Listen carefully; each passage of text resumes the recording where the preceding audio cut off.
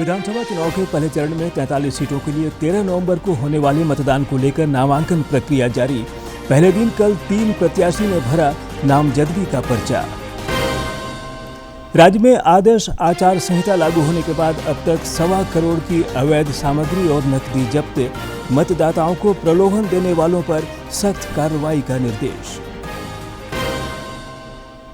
विधानसभा चुनाव को लेकर सियासी हलचल तेज। भाजपा कार्यालय में महत्वपूर्ण बैठक जारी। पार्टी आज जारी कर सकती है पहली सूची। और इंडी गठबंधन में सीट शेयरिंग को लेकर बैठकों का दौर। राजद नेता तेजस्वी यादव और कांग्रेस पर्यवेक्षक मल्लू भट्टी विक्रमार्क पहुंचे रांची। राहुल गांधी भी आज आएंगे रांची।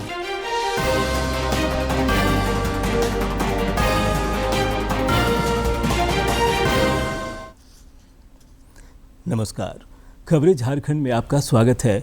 मैं हूं ज्ञानेश्वर प्रसाद श्रीवास्तव और अब समाचार विस्तार से। प्रधानमंत्री नरेंद्र मोदी आज नई दिल्ली में कर्मयोगी राष्ट्रीय शिक्षण सप्ताह का शुभारंभ करेंगे। राष्ट्रीय सप्ताह के दौरान प्रत्येक कर्मयोगी कम से कम 4 घंटे की शिक्षा का लक्ष्य प्राप्त करने के लिए प्रतिबद्ध होगा। राष्ट्रीय शिक्षण सप्ताह अपनी तरह का सबसे बड़ा आयोजन होगा जो सिविल सेवकों के लिए व्यक्तिगत और संगठनात्मक क्षमता के विकास की दिशा में नई प्रेरणा प्रदान करेगा। ये पहल सीखने और विकास के लिए नए सिरे से प्रतिबद्धता को प्रोत्साहित करेगी। NLW का लक्ष्य है एक सरकार का संदेश देना, सभी को राष्ट्रीय लक्ष्यों के साथ जोड़ना और आजीवन शिक्षण को बढ़ावा देना है। कार्यक्रम के तहत प्रत्येक सरकारी कर्मचारी को सप्ताह के दौरान 4 घंटे की योग्यता संबंधी शिक्षा लेना अनिवार्य होगा। प्रतिभागी IGOT मॉड्यूल और प्रख्यात व्यक्तियों द्वारा वेबिनार के माध्यम से लक्षित घंटे भी पूरे कर सकते हैं। इसके साथ ही कार्यक्रम के दौरान प्रख्यात वक्ता अपने क्षेत्रों से जुड़े विषयों पर जानकारी देंगे और उन्हें अधिक प्रभावी तरीके से नागरिक केंद्रित सेवा वितरण की दिशा में काम करने में मदद करेंगे। कार्यक्रम के दौरान मंत्रालय, विभाग और संगठन दक्षताओं को बढ़ाने के लिए सेमिनार और कार्यशालाओं का भी आयोजन करेंगे। राष्ट्रीय शिक्षण सप्ताह आज से शुरू होकर 25 अक्टूबर तक चलेगा।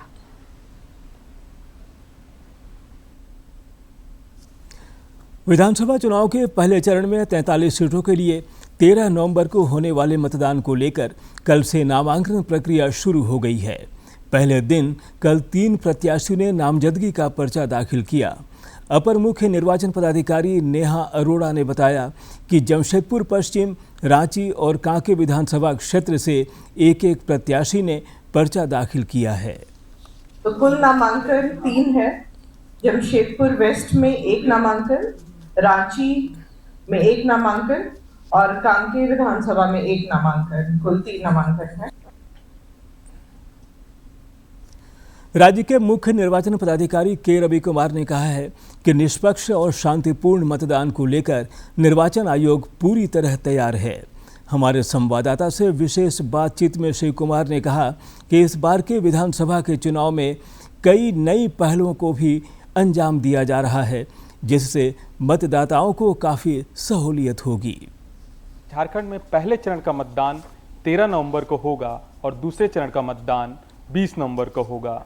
निर्वाचन आयोग की किस तरह से तैयारियां हैं, इस वक्त हमसे बातचीत करने के लिए झारखंड के मुख्य निर्वाचन पदाधिकारी के रवि कुमार सर हैं, उनसे बातचीत करेंगे। हम लोग का फर्स्ट फेज का नामिनेशन आज शुरू हो गया। सेकंड फेज का नामिनेशन 22 को शुरू हो रही है। आपका इलेक्शन का संबंधित एक प्लानर है, उसके अनुसार हम लोग तैयार ठीक ठाक से सब जहाँ पर कार्यक्रम चल रही है उसका नामिनेशन प्रारंभ हो चुका है। बाकी वो फोर्स डिप्लॉयमेंट अन्य मेजर्स है वो भी हम लोग तैयार करके हम लोग काम चल रहा है। सर, कितने पोलिंग बूथ बनाए गए हैं? हम लोग को पूरा झारखंड में 29,562 बूथ है। उसमें एक एक्सेलरी बूथ होने के लिए संभावना है, वो अन्य कुछ एक्सेलरी बूथ एडिशन के लिए संभावना नहीं। एक अलग तरीके का एक मतदान केंद्र होता है जो कुल मिला के वहाँ पर मतदान करने के लिए लोग आते हैं। नहीं, उसी तरफ का सिस्टम नहीं है। हम लोगों का अभी कमीशन का डायरेक्शन के अनुसार हम लोग का वो PWD मैनेजमेंट बूथ बनाता है, साथ में वुमेन मैनेज्ड बूथ बनाता है, फिर यूथ मैनेज्ड बूथ है, फिर उसका थीम बेस्ड बूथ बनाता है उसको।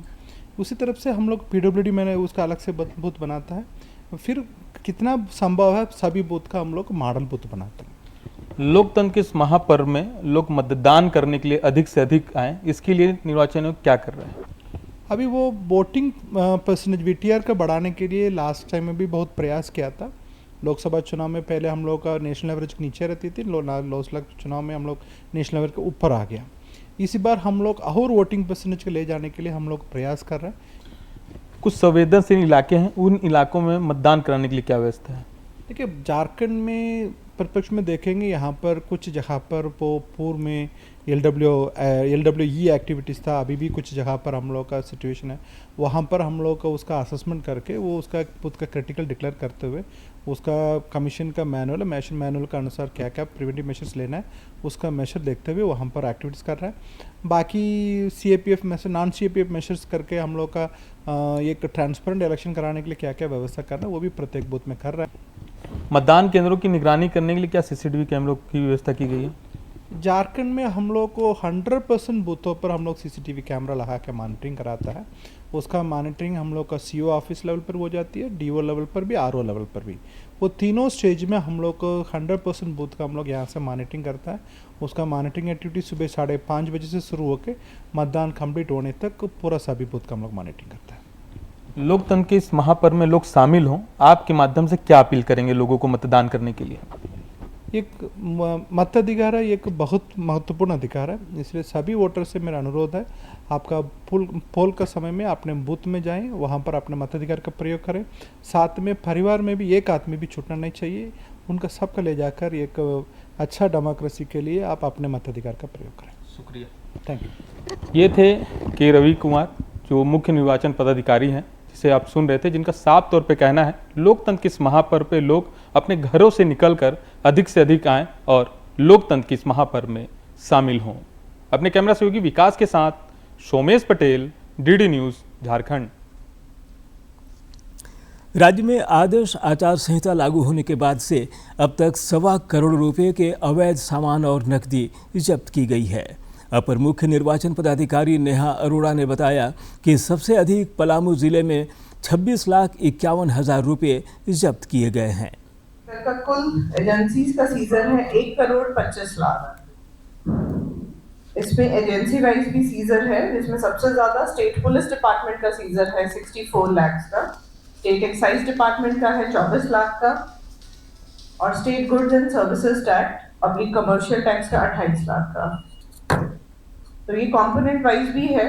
जो सीजर कैश में है वो 28 लाख है, जो लिकर है वो 21 लाख है, ड्रग्स है वो 18 लाख है, फ्रीबी आइटम 64 लाख। विधानसभा चुनाव को लेकर जिला निर्वाचन पदाधिकारी सह रांची के उपायुक्त वरुण रंजन और वरीय पुलिस अधीक्षक चंदन कुमार सिन्हा ने कल देर रात Muri Jharkhand Bengal border check post और दोलमी चेक पोस्ट का औचक निरीक्षण किया। इस दौरान सदर अनुमंडल पदाधिकारी उत्कर्ष कुमार भी मौजूद थे। निरीक्षण के क्रम में जिला निर्वाचन पदाधिकारी और वरीय पुलिस अधीक्षक ने चेक पोस्ट में तैनात पुलिस पदाधिकारियों को अवैध हथियारों की आवाजाही, गोला बारूद, शराब, नकदी की धरपकड़ करने के लिए आवश्यक निर्देश दिए। विधानसभा चुनाव में मतदान प्रतिशत बढ़ाने को लेकर चुनाव आयोग की ओर से कई प्रयास किए जा रहे हैं। इसी कड़ी में बोकारो जिले में स्वीप जागरूकता कार्यक्रम के तहत चास अनुमंडल पदाधिकारी के नेतृत्व में सेक्टर 5 में बाइक रैली का आयोजन किया गया। चिन्मया विद्यालय सेक्टर 5 के मेन गेट से शुरू हुई इस बाइक रैली के जरिए पूरे क्षेत्र के लोगों को मतदान के प्रति जागरूक किया गया।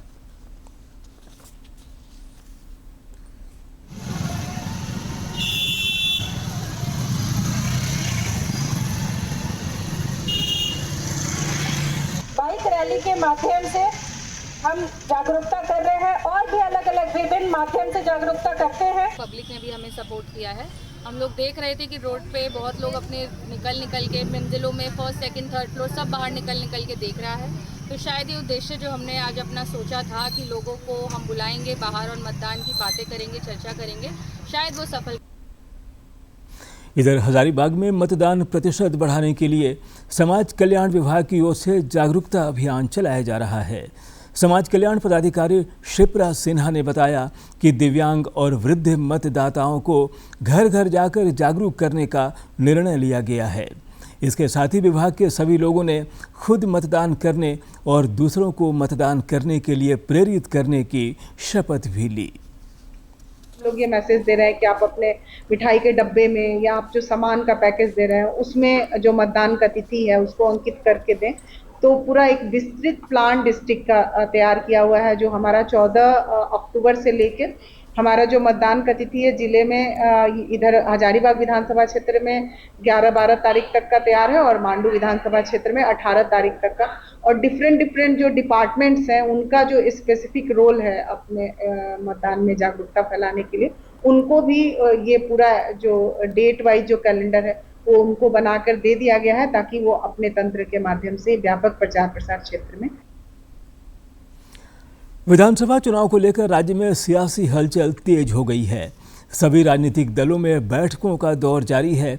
इसी कड़ी में प्रदेश भाजपा मुख्यालय में आज एक महत्वपूर्ण बैठक हो रही है, जिसमें तमाम वरीय नेता मौजूद हैं। इस बीच सूत्रों से मिली जानकारी के अनुसार भाजपा आज प्रत्याशियों की पहली सूची जारी कर सकती है।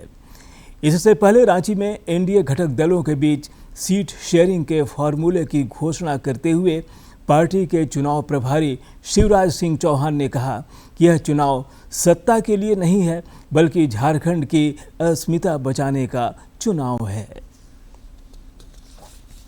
उधर कांग्रेस पार्टी के प्रत्याशियों की सूची कल जारी हो सकती है। पार्टी के वरिष्ठ नेता राहुल गांधी आज रांची पहुंच रहे हैं। वे संविधान सम्मेलन में हिस्सा लेंगे। श्री गांधी पार्टी नेताओं के साथ बैठक भी कर सकते हैं। पार्टी के चुनाव प्रभारी गुलाम अहमद मीर ने रांची में प्रदेश चुनाव समिति की बैठक के बाद पत्रकारों को बताया कि प्रत्याशियों की सूची पार्टी हाईकमान को भेज दी गई है। केंद्रीय चुनाव समिति की बैठक में प्रत्याशियों के नामों पर जल्द मुहर लगेगी। इधर सीट शेयरिंग का फॉर्मूला तय करने के लिए आज इंडी गठबंधन की महत्वपूर्ण बैठक मुख्यमंत्री आवास पर होगी। बैठक में भाग लेने के लिए राजद नेता तेजस्वी यादव और कांग्रेस के पर्यवेक्षक मल्लू भट्टी विक्रमार्क रांची पहुंच गए हैं। बैठक में गठबंधन का स्वरूप तय होने की संभावना है। इसके बाद सीटों के बंटवारे को लेकर आधिकारिक घोषणा हो सकती है। सुप्रीम कोर्ट ने झारखंड हाई कोर्ट के उस आदेश पर रोक लगा दी है जिसमें धनबाद में अवैध कोयला खनन और इसमें पुलिस संलिप्तता की सीबीआई जांच का आदेश दिया गया था। हाई कोर्ट के न्यायाधीश जस्टिस संजय कुमार द्विवेदी की अदालत ने 3 अक्टूबर को इस मामले में प्रतिवादी बने सभी पुलिस अधिकारियों के खिलाफ जांच करने का निर्देश सीबीआई को दिया था। हाई कोर्ट के इस आदेश के खिलाफ राज्य सरकार ने सुप्रीम कोर्ट का रुख किया था। राज्य सरकार की याचिका पर सुनवाई करते हुए शीर्ष अदालत ने हाई कोर्ट के आदेश पर रोक लगा दी है। शीर्ष अदालत ने सीबीआई और ईडी को इस मामले में अपना पक्ष रखने को कहा है। मामले की अगली सुनवाई 10 दिसंबर को होगी। झारखंड के पूर्व मुख्यमंत्री और भाजपा नेता मधु कोड़ा को दिल्ली हाई कोर्ट ने राहत देने से इनकार कर दिया है। हाई कोर्ट ने उनकी उस याचिका को खारिज कर दिया है जिसमें श्री कोड़ा ने कोयला घोटाला मामले में उन्हें निचली अदालत से दोषी ठहराए जाने के फैसले को रद्द करने की मांग की थी। हाई कोर्ट से याचिका खारिज होने के बाद श्री कोड़ा विधानसभा चुनाव नहीं लड़ सकेंगे। जामताड़ा पुलिस ने एक लूट कांड का उद्भेदन करते हुए इसमें शामिल 6 अपराधियों को गिरफ्तार किया है। पुलिस अधीक्षक एहतेशाम बकारिब ने बताया कि इन अपराधियों के पास से एक देसी कट्टा, जिंदा कारतूस एवं अन्य सामान बरामद किए गए हैं। के क्रम में हम लोगों ने 6 लोग गिरफ्तार किया, जो मास्टरमाइंड है, जो ग्रुप का सरगना था, वो जामताड़ा का ही रहने वाला था। और इनके पास से एक देसी कट्टा, एक जिंदा कारतूस, 2 मोटरसाइकिल और एक पैसे से लूट किया गया नया मोटरसाइकिल भी बरामद किया, जो लूट के पैसे से इन्होंने खरीदा था। पूर्वी सिंहभूम जिले के पोटका प्रखंड के हाकाई में एक बंद मकान में आबकारी विभाग की टीम ने कल छापेमारी कर अवैध विदेशी शराब की फैक्ट्री का उद्भेदन किया है। छापेमारी के दौरान भारी मात्रा में स्पिरिट, तैयार तरल, रंगीन शराब, ढक्कन और बोतल सील करने के अन्य सामान जब्त किए गए। जब्त सामग्री की कीमत करीब 5 लाख रुपये बताई जा रही है। पश्चिमी सिंहभूम जिले के टोंटो थाना क्षेत्र के वनग्राम लुइया के आसपास नक्सलियों के खिलाफ चलाए गए अभियान के दौरान एक 5 किलो का आईईडी बरामद किया गया। पुलिस अधीक्षक आशुतोष शेखर ने बताया कि टोंटो थाना अंतर्गत वनग्राम लुइया के आसपास जंगली पहाड़ी क्षेत्र में सुरक्षा बलों को नुकसान पहुंचाने के उद्देश्य से नक्सलियों ने आईईडी लगाया था। उन्होंने बताया कि बम निरोधक दस्ते की सहायता से आईईडी को नष्ट कर दिया गया। और अब कुछ खबर राज्य के विभिन्न जिलों से।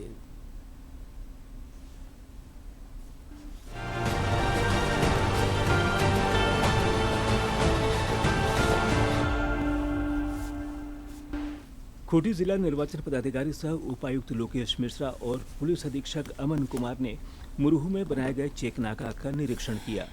इस दौरान पुलिस पदाधिकारियों को वाहनों का चेकिंग अभियान चलाने और ठीक से जांच करने का निर्देश दिया गया। देवघर जिला में स्वीप कार्यक्रम के तहत चौपाल का आयोजन किया गया। इस कार्यक्रम में बुजुर्ग मतदाताओं ने बढ़ चढ़कर हिस्सा लिया।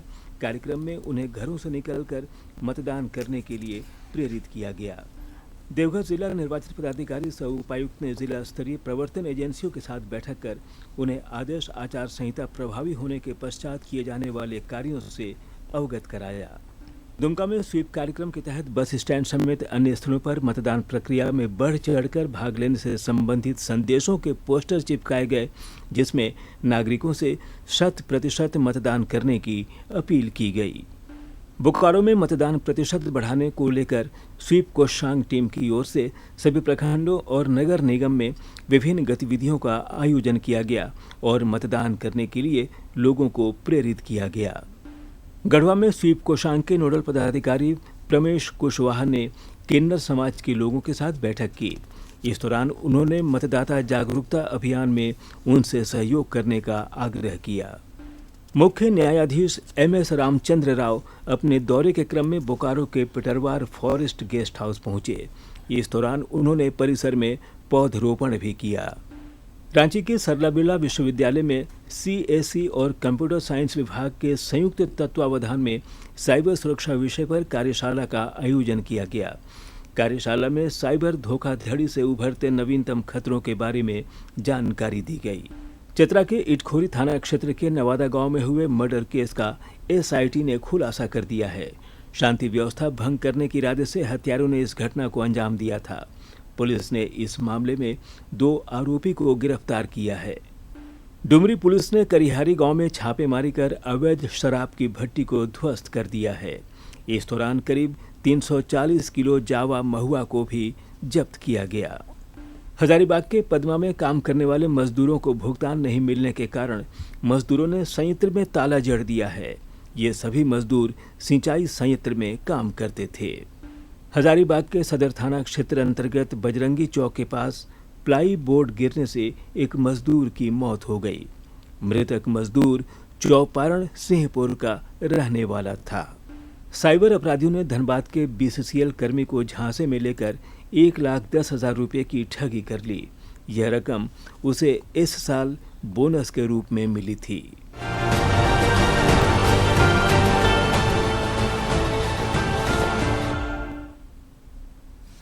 अंतर्राष्ट्रीय कुल्लू दशहरा उत्सव के मौके पर भगवान रघुनाथ की रथ यात्रा में हजारों भक्त शामिल हुए। इस दौरान पारंपरिक नृत्य और वाद्य यंत्रों के बीच प्रभु रघुनाथ और अन्य देवी देवताओं की सवारी निकाली गई।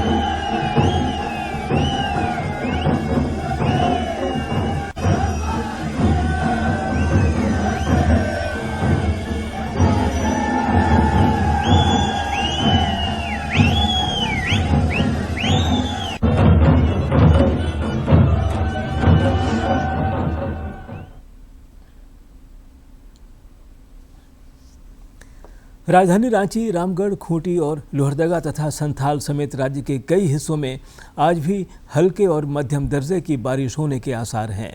मौसम विज्ञान केंद्र रांची ने इस दौरान कई इलाकों में वज्रपात की भी आशंका व्यक्त की है। बंगाल की खाड़ी में बने निम्न दबाव की वजह से मौसम में यह बदलाव देखने को मिल रहा है। हालांकि 19 से 22 अक्टूबर तक मौसम साफ रहने की संभावना है, लेकिन 23 अक्टूबर से फिर बारिश होने का पूर्वानुमान है।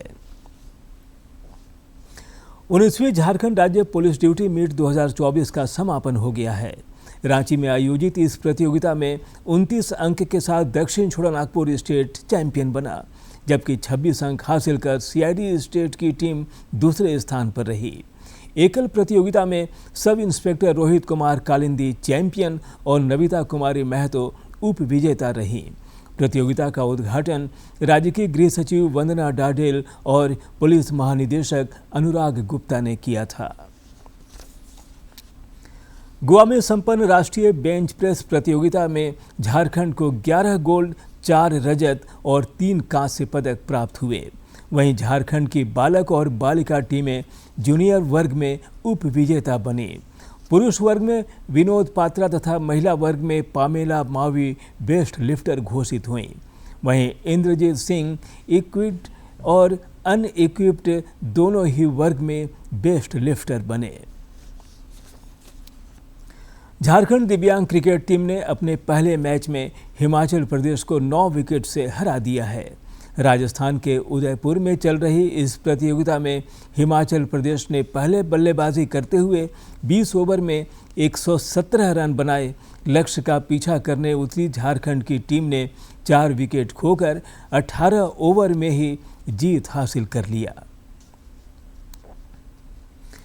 भारतीय जूनियर हॉकी पुरुष टीम आज मलेशिया में जापान से भिड़ेगी।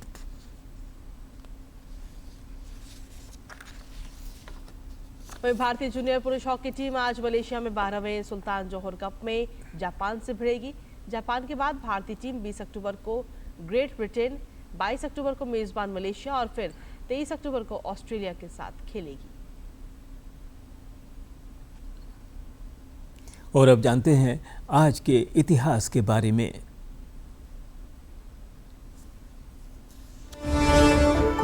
उन्नीस अक्टूबर साल 1869 को मातंगिनी हाजरा का जन्म बंगाल प्रेसिडेंसी के तामलुक में हुआ।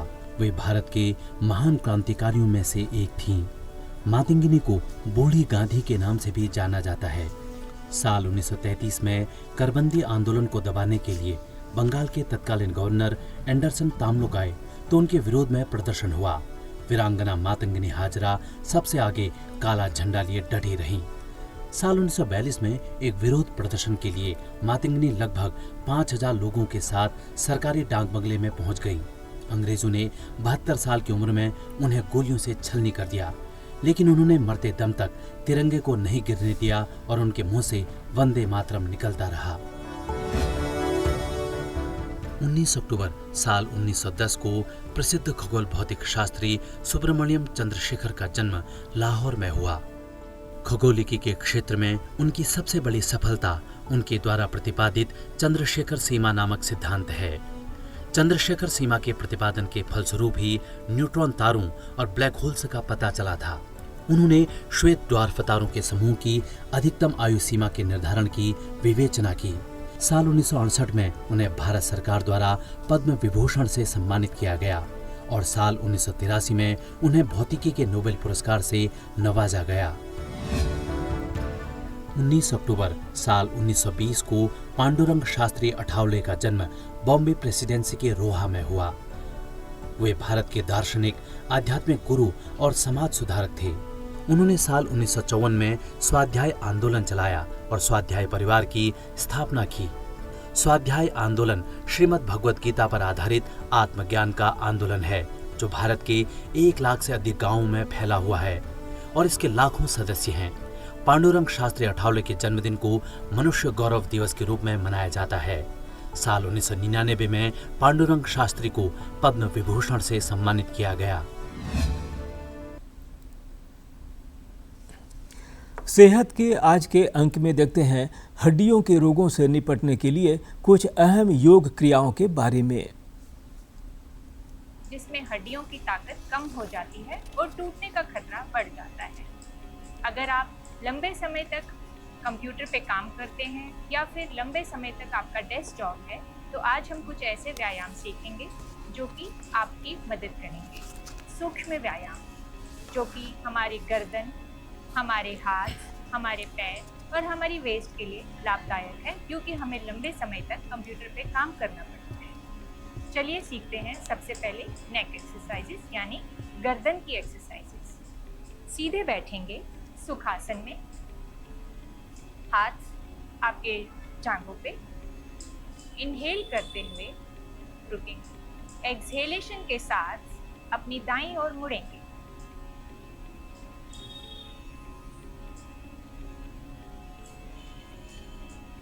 इनहेल करते हुए वापस आएंगे। इसी प्रकार बाएं मुड़ते हुए एक्सहेल करेंगे, रुकेंगे, इनहेल करते हुए वापस आएंगे। रिपीट करिए 3 बार। सेकेंड वेरिएशन नेक एक्सरसाइज।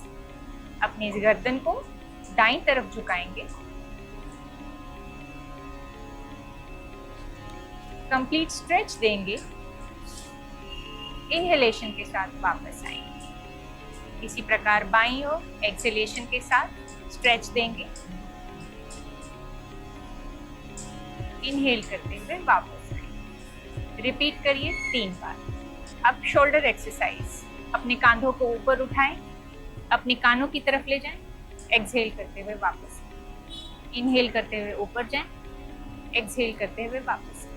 ये आप 3 बार रिपीट करें। अब हम करेंगे टांगों की एक्सरसाइज और पैरों। अपनी टांगों को इस प्रकार सीधे ले जाएं, अपने पैरों को इस प्रकार स्ट्रेच करेंगे और वापस लाएं, स्ट्रेच करेंगे और वापस लाएंगे। अब हम क्लॉकवाइज और एंटी क्लॉकवाइज मोशन करेंगे। 1 2 3 1 2 3। ये आप रिपीट कर सकते हैं 3 बार। कुर्सी पे बैठे ही आप अपने हाथों को सामने ले आएं, मुट्ठी बना लें यानी फिस्ट बना लें और क्लॉकवाइज और एंटी क्लॉकवाइज मोशन में अपने हाथों की एक्सरसाइज करें। धन्यवाद। ये सब छोटी छोटी एक्सरसाइज से हमारे शरीर में तंदुरुस्ती बनी रहेगी और हमारी हड्डियां मजबूत रहेंगी। आइए जानते हैं। तो ये थे अब तक के समाचार, लेकिन जाने से पहले मुख्य समाचार एक बार फिर।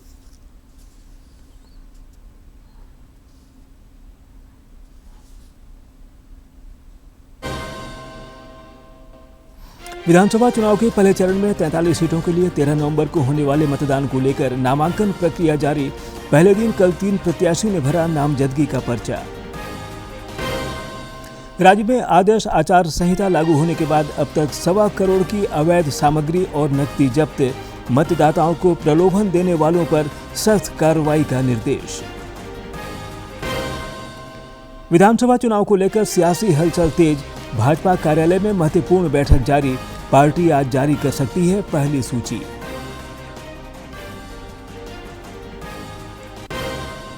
और इंडी गठबंधन में सीट शेयरिंग को लेकर बैठकों का दौर। राजद नेता तेजस्वी यादव और कांग्रेस पर्यवेक्षक मल्लू भट्ट विक्रमार्क पहुंचे रांची। राहुल गांधी भी आज आएंगे रांची।